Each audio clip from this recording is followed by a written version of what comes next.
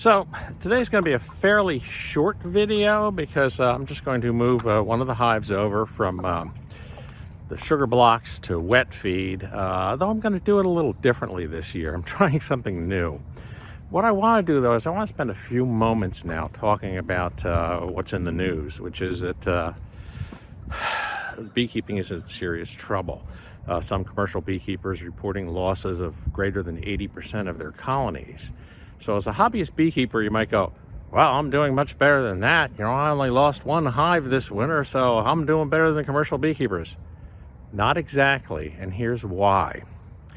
A commercial beekeeper makes his money by renting the colonies out for pollination. These colonies have to be bustling with bees, ready to go out and tackle the crops. If they aren't, then they can't be rented out.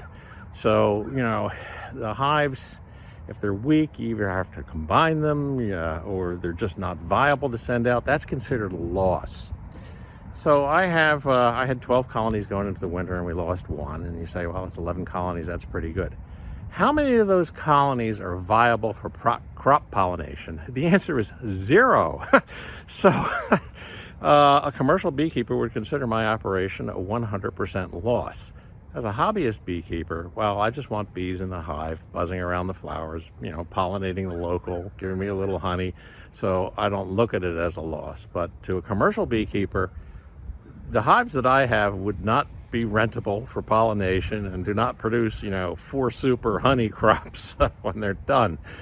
So it's all the way you look at it. But as I say, today I'm going to try something a little new as far as switching over to wet feed. We have one hive that it's pretty much to the sugar block, so we want to switch them over. It's, you know, getting to be later March, so it's time to get them to wet feed.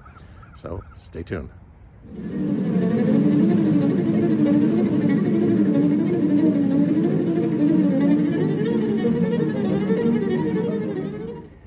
So I made up a bunch of these fake super boxes. I call them fake because they're really just 7 inches, approximately the size of a super, made out of whatever junk wood I had laying around.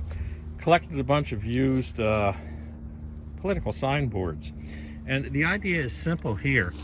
One of the problems I had putting a super on top and putting, you know, jars of sugar water in it is the bees would come up in that super and start to build comb. So I have a plan here. We're going to try it out on one of the hives and see how things go. So this is hive number 6, and they're running low on sugar. So it's time to move them over to wet feed. I'm finding a lid that isn't snug. So we certainly see that the burlap's wet. And we see plenty of bees. Always a good thing. So I want to get these girls down a little bit so they're not up on the screen.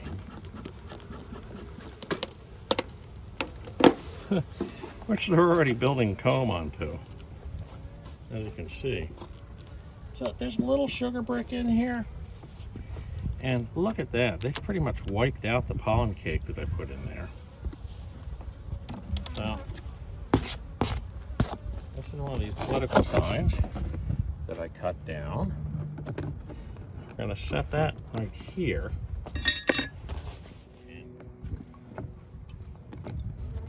There you go, girls. That's about a 3-inch hole, which is a little bit smaller than a mason jar. And this is where our fake supers come into play. All we want is something to sit on here. And I'm not sure I'll even return the burlap because there's enough of the plastic there that that'll more or less keep them warm.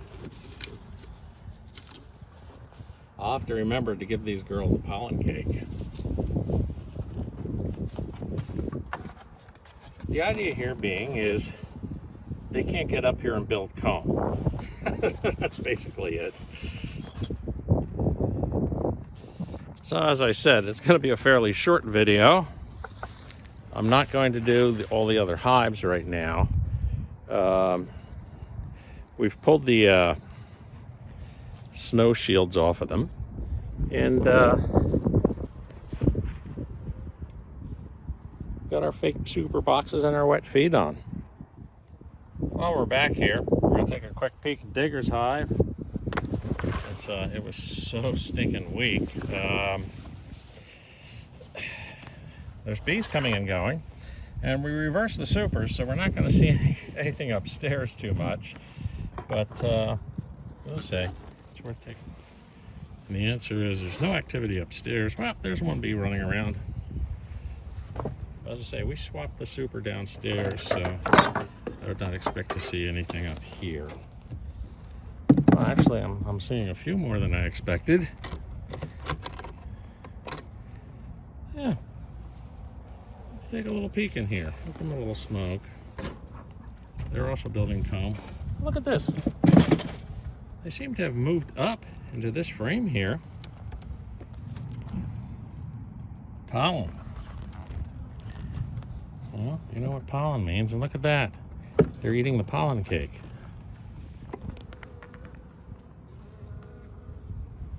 Not sunny enough to see. Oh yes, I do. I see eggs. I see larvae. She's moved upstairs.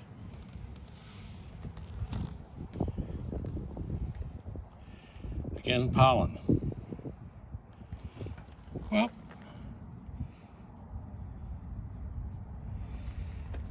they're doing what I'd expect bees to do.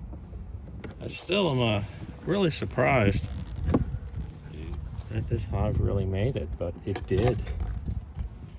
I don't want to disturb them too much. Somebody out there is going to say, oh, you didn't seat that one frame. Well, it's sitting on the pollen cake. Don't want to accidentally squish anybody. So, they've got sugar. They got bees. They got eggs. It's spring. They're doing exactly what I'd hope bees to do. So, our handful of bees hive made it. Hooray. So as I was saying in the intro, these colonies are not colonies that a farmer would want to rely on to pollinate his crops. So consider my losses 100%. For me, I'm very happy. I got 11 hives. We're going to split a few this spring.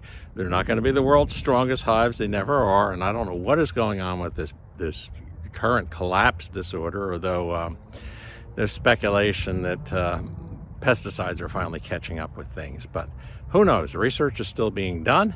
I'm happy. We still have the hives, and Digger's poor little tiny hive is still hanging in there, amazingly enough, and it looks like they're making a comeback. So remember to like and subscribe, and until next week, let's get the sign in the background. Good day from Buzz Park.